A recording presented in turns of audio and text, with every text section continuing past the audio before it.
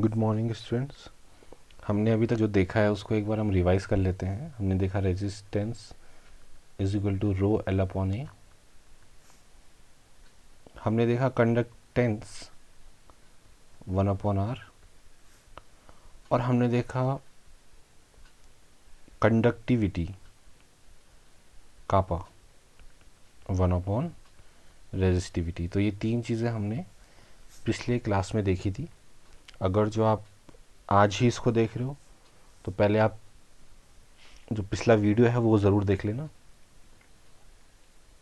तो आज का जो क्लास है वो शुरू हम करते हैं।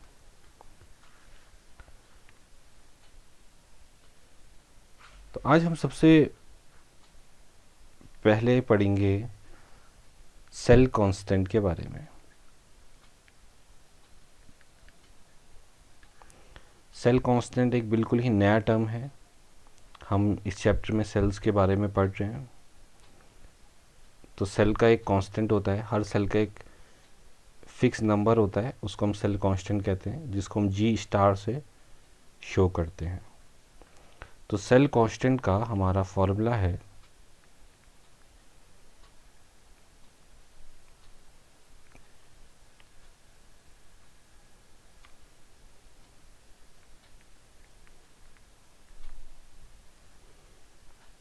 Cell constant G star is equal to l upon A. This is the formula of cell constant. बहुत ही सिंपल। अब इसकी यूनिट क्या है हम जानते हैं। लेंथ की यूनिट होती है मीटर और एरिया की यूनिट होती है मीटर स्क्वायर। तो ये हो जाएगा मीटर इनवर्स। तो मीटर इनवर्स या सेंटीमीटर इनवर्स सेल कांस्टेंट की यूनिट हो गई। मैं इसको एक बार मिटा देता हूँ। अब इसके बाद हम रेजिस्टेंस का एक फॉर्मूला जानते हैं। Resistance equal to rho L upon A. अब आप देखिए ये जो टर्म है और ये जो टर्म है ये बिल्कुल सेम है। तो l upon A G star के बराबर है। तो फिर हमारा हो जाएगा R is equal to rho G star. तो हमारे पास जी स्टार आ गया आर अपॉन रो। ठीक है। But kappa is equal to 1/रो। Therefore G star is equal to R K. यहाँ पे ये 1/रो है ना, ये आप देखिए ये टर्म और ये भी नीचे है तो ये हो जाएगा कापा के बराबर। तो ये हमारे पास आया जी स्टार का फॉर्मूला। ठीक है।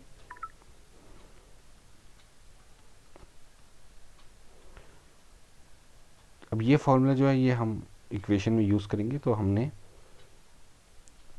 आज देखा सेल कांस्टेंट का फॉर्मूला। अब इसके बाद हम बात करते हैं मोलर कंडक्टिविटी की।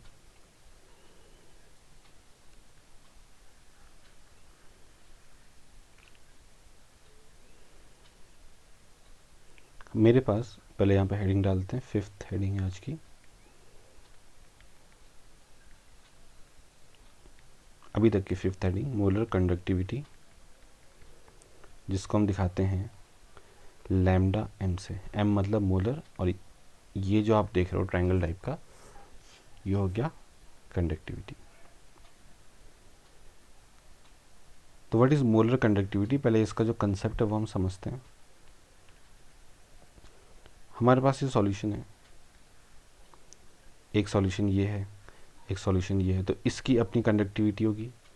ये सॉल्यूशन ए है, ये सॉल्यूशन बी है, तो इसकी अपनी कंडक्टिविटी है, इसकी अपनी कंडक्टिविटी है।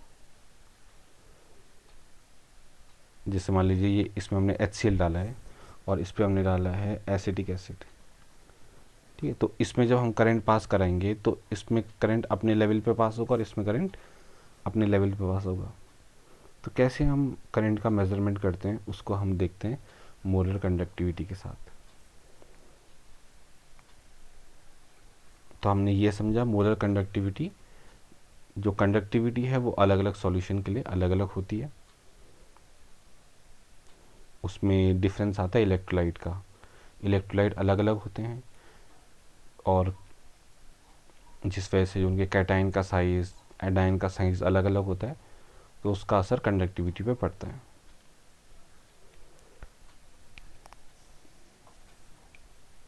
तो मोलर कंडक्टिविटी का सबसे पहले जो फॉर्मूला है वो फॉर्मूला होगा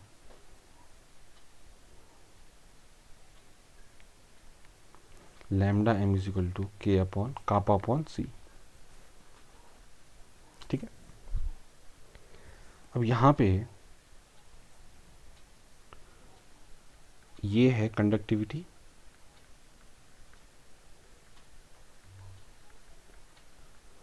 ये है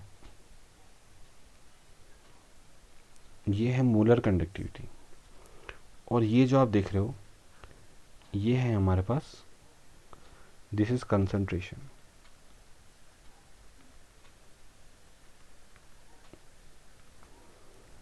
कंसंट्रेशन या फिर मोलैरिटी, लेकिन यहाँ पे कंसंट्रेशन क्या ना ज़्यादा अच्छा होगा, ये आपको आगे समझ में आएगा क्यों। तो इसकी फ़िलहाल हम यूनिट लिख देते हैं, इसकी यूनिट होगी मोल पर मीटर क्यूब। वहीं जो हमारे पास कंडक्टिविटी है, कंडक्टिविटी की यूनिट है, ये वैसे हमने कल भी जो कंडक्टिविटी है उसकी यूनिट देखी थी, तो इसकी यूनिट होगी मीटर इनवर्स या सेंटीमीटर इनवर्स। अब मोलर कंडक्टिविटी की यूनिट, इसकी यूनिट होगी, इसकी दो यूनिट होती है। हम पहले सिंपल वाली यूनिट लिख लेते हैं, इसकी यूनिट है, चलो नीचे अलग से लिखते हैं इसको, मोलर कंडक्टिविटी की। ये क्लियर हो गया, इसको मैं मिटा देता हूँ।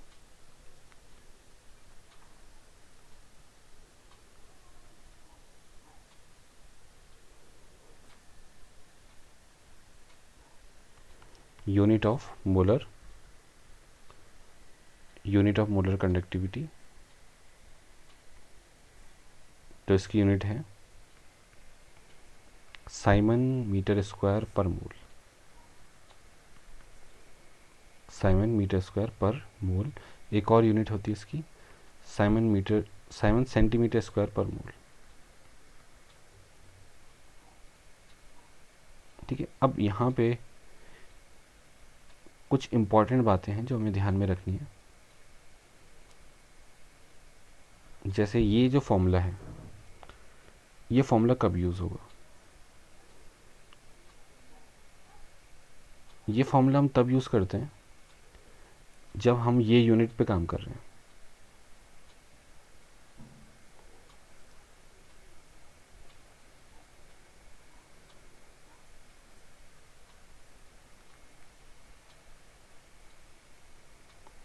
अभी धीरे धीरे समझ में आएगा जब न्यूमेरिकल करेंगे।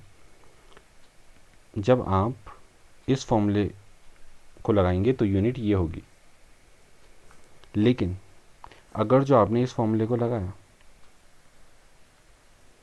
तो तब इस फॉर्मूले में थोड़ा सा चेंज होगा, इस यूनिट पे थोड़ा सा चेंज होगा फॉर्मूले में, वो भी आपको बताते हैं।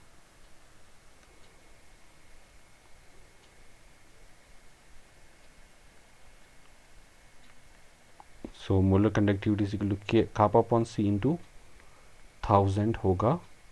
जैसे 1 metre is equal to 100 centimetre होता है, तो वैसे यहाँ पे कुछ,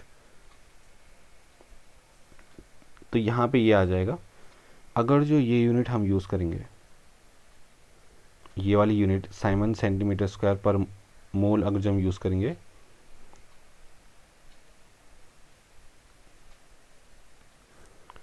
तो फिर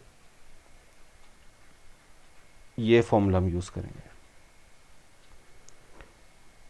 ठीक है, अब ये जितने फॉर्मूले आज हमने पढ़े हैं, आज हमने सेल कांस्टेंट का फॉर्मूला देखा और मोलर कंडक्टिविटी के भी फॉर्मूले देखे।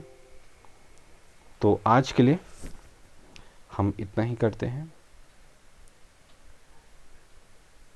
बाकी कल हम इसके न्यूमेरिकल करेंगे।